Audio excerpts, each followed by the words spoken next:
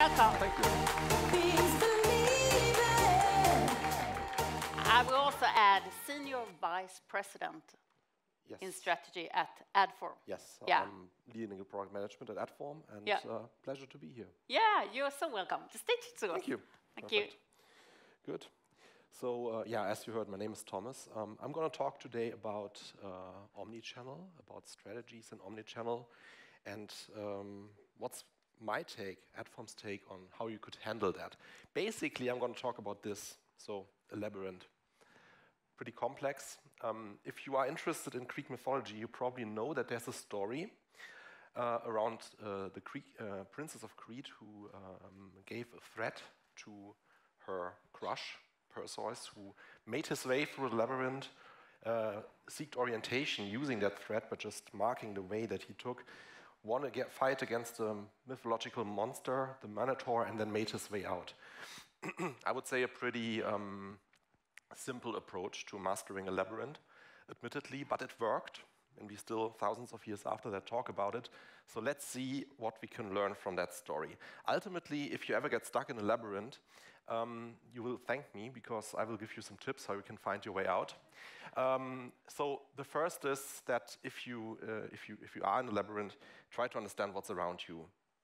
You know, recognize the structure, understand what's there, and then from there you can go into the next step of matching the options you have, maybe a threat, to the challenge. How can I get out?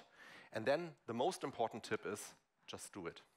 Because if you stay still, if you don't act, this Minotaur will come and eat you, which you probably don't want. So how simple the tool is, a threat in the Greek story, still you can make your way out and you can succeed. And when it comes to the Omnichannel labyrinth, there are some specific challenges that we're going to deep dive a little bit on today. And the first is the measurability of the data signals. So as you probably know, each channel has its own standards, its own kind of data signals, and as such, it can be a little bit difficult to make sense and connect the dots. The second is the resulting fragmentation. Typically, media channels are not too much interested in, granting you a full across all channels access in a standardized way. However, if you're an advertiser, you want exactly that, because you want to run omni-channel campaigns and you want to be able to harvest the opportunities that you gain from them. And ultimately, there's a little gap adoption-wise, because typically money, as we say, follows eyeballs. So the usage kicks off, people start using media channels. We currently hear a lot about CTV in the market, but the programmatic industry is not yet fully there, not to the extent, at least, as the buzz around specific channels indicates. So there's a little time gap and this disconnect. So the question is, what can you do to manage that? Let's go through these things step by step. And the first challenge, as I said, is the challenge of identification. There's a famous guy that you probably all know, Sherlock Holmes. He said, give me the most abstruse cryptogram and I'm in my own proper atmosphere. That indicates to me this guy would have really liked to work in ad tech if he was living today. As you know, never gets boring in this industry. Cookies go away, new players arise after taking also away some signals, and what a surprise, then try to manage their own media business.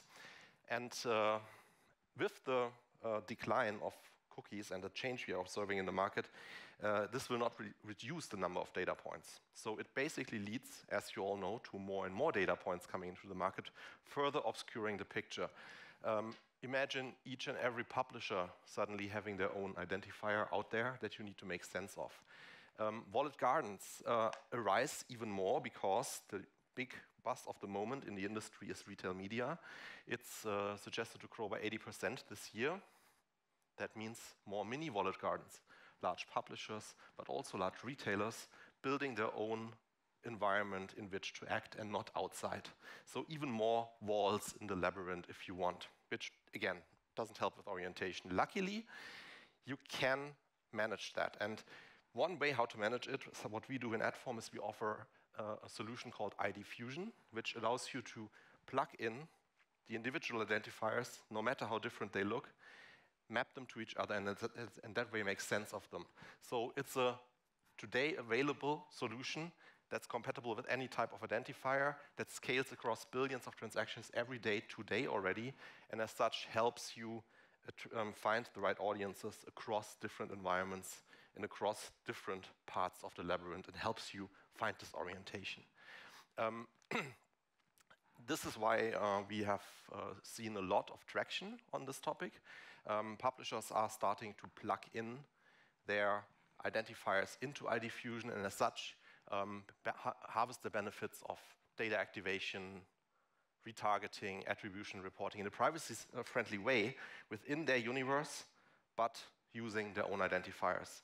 And this definitely is a step in the direction of, as I said, map the system, understand the structure that's around you, and as such, make sense of the labyrinth around you, in this case, internet being more and more fragmented.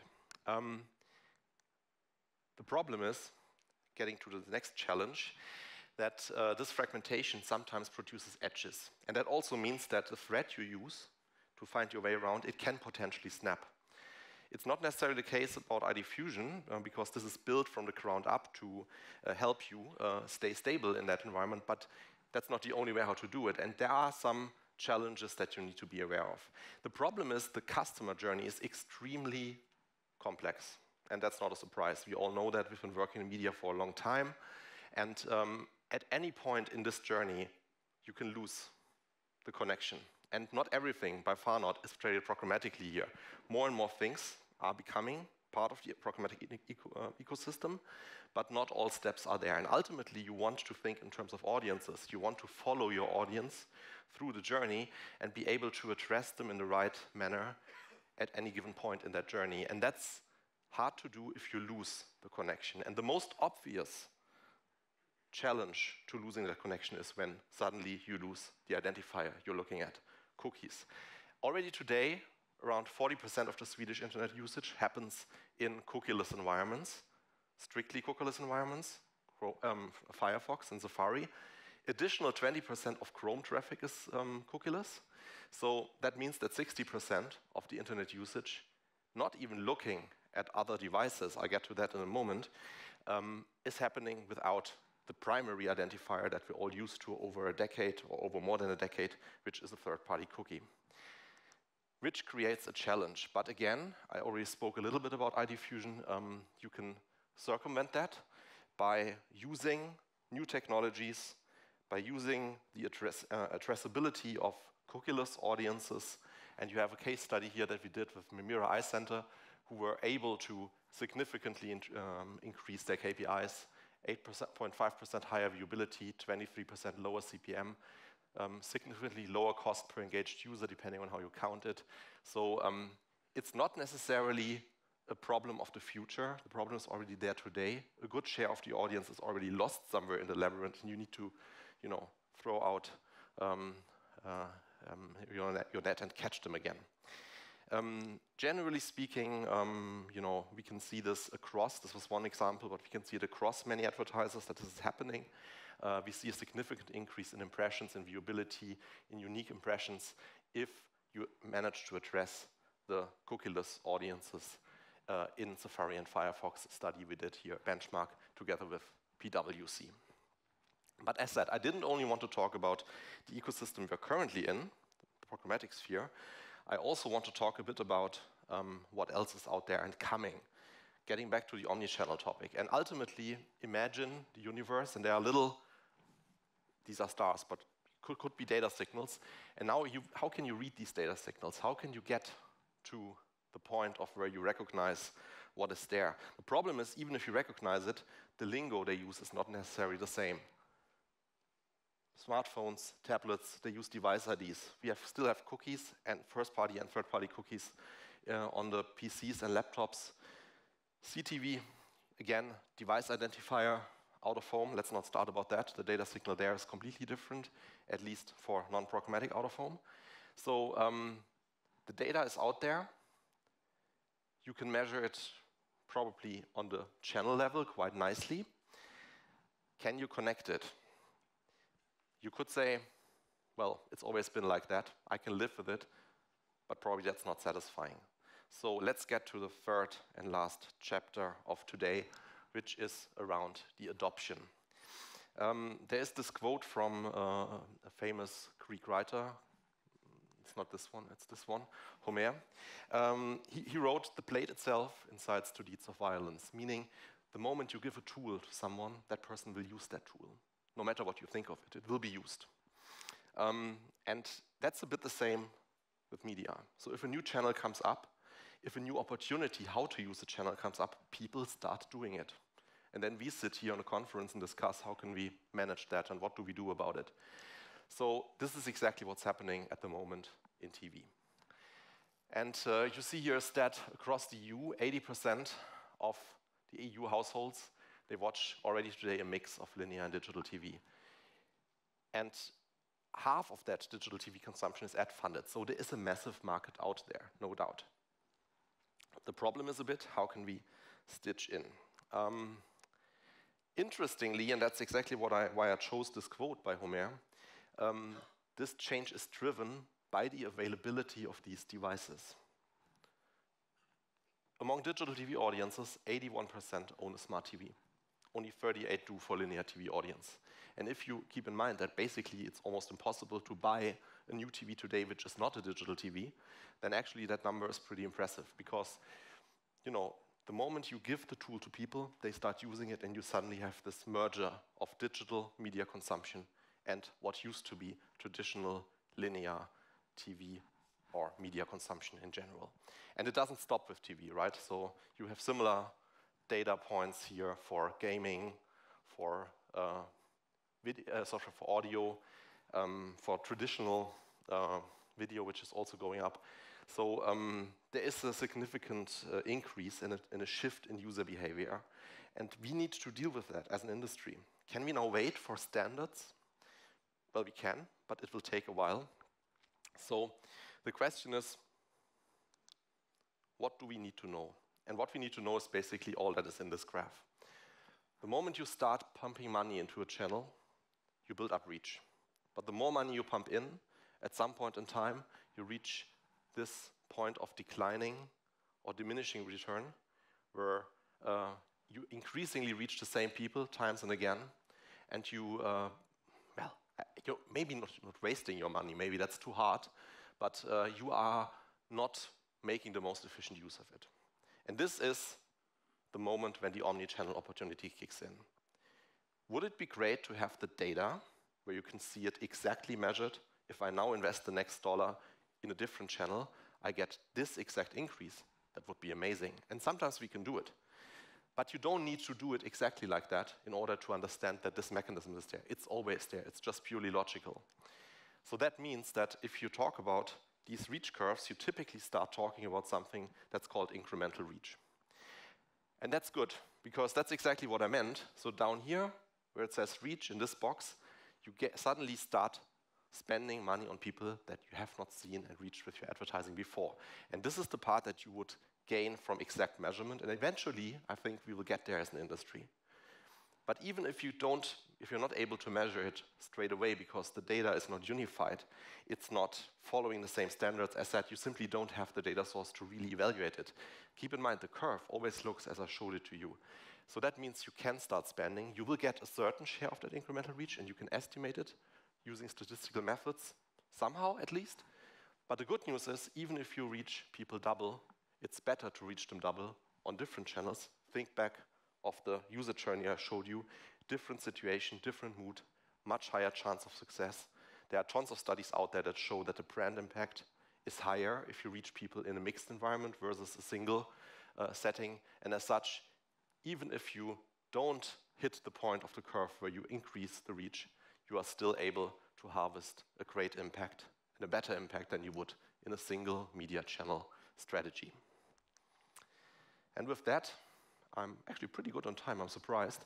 3 lessons of today and how to master the labyrinth. And again, tell me then next time you see me or ping me on LinkedIn if I saved your life in a labyrinth. Let's see.